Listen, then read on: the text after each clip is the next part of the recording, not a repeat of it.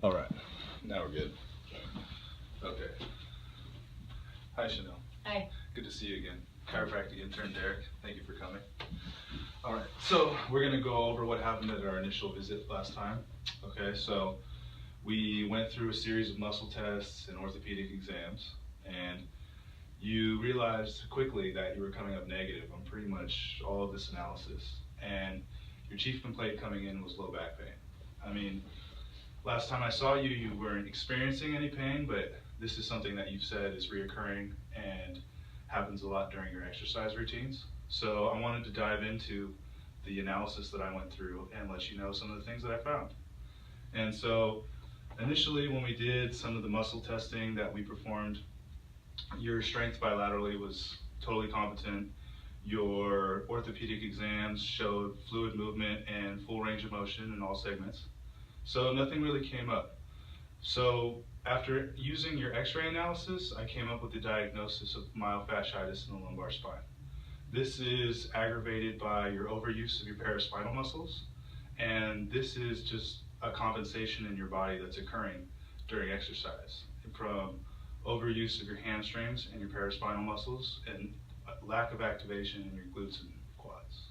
All right, so let's dive into our x-ray analysis here. So looking at your pelvic region and your lower back, right, we can visibly see a higher right ilium, okay?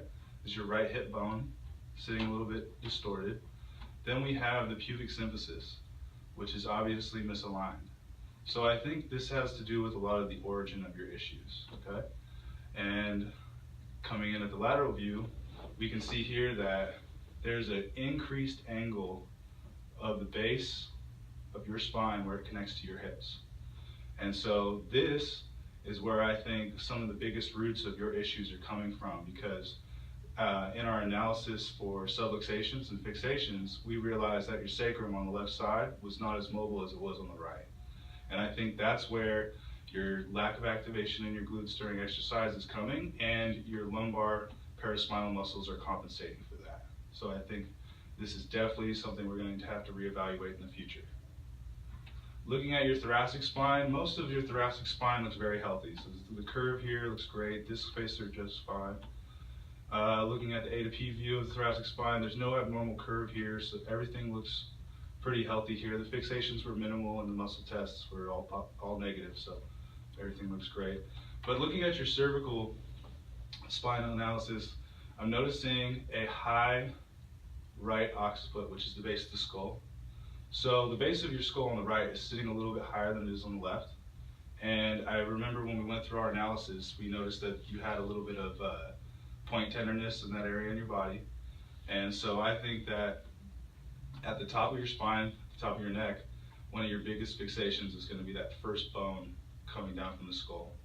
So as we take care of that in the future, we'll have to reevaluate and see if we can get the alignment to increase in the bottom of the skeleton, sorry, in the bottom of the spine, right? And then all the way up at the top, look for symmetry going with the base of the skull and the base of the hips. So looking at the A to P view, looks healthy, nothing of note here. There is a little bit of a decrease in your cervical curve here. And that's one of the things that we're really going to focus on in the future for evaluations, is we should emphasize the treatment of your cervical spine to make sure that your symptoms don't start progressing up your spine and getting myofasciitis in other areas. All right, and that concludes our x-ray analysis. So one of the things that I noticed in your exercise routine is that your symptoms don't become aggravated until mid-game, like you were saying before. So I think one of the most important things to do here is to obviously focus on our treatment plan and stay consistent with 3 times a week for the next 12 weeks. And then we'll reevaluate with the x-rays again in the future. Also, I have a list of exercises here that I'm going to give to you that are going to help you retrain your quadriceps and your glutes to be more active during exercise. And hopefully this will help alleviate a lot of your symptoms when using that correlating with our chiropractic treatment here. Also, we're gonna definitely emphasize on balancing out the level of the hips and the base of your skull and make sure that we can get you as symmetrical on x-ray analysis as possible. So subluxation, as it relates to chiropractic, simply put, is a minor dislocation of the bones. And you can use that definition on x-ray. Now, if you wanted to incorporate the use of subluxation as it relates to the rest of your body, we can say that it interrupts the systemic flow of your nervous system, because your nervous system has to connect from your brain to the rest of your body and back. Also, it can interrupt blood flow to certain segments of the body. So you have a less excitable area for muscle tissue and less nutrients flowing to that section of your body. And so subluxation is a term for fixation that occurs somewhere in your body, and this can happen for a variety of reasons. Most people have subluxations at all times.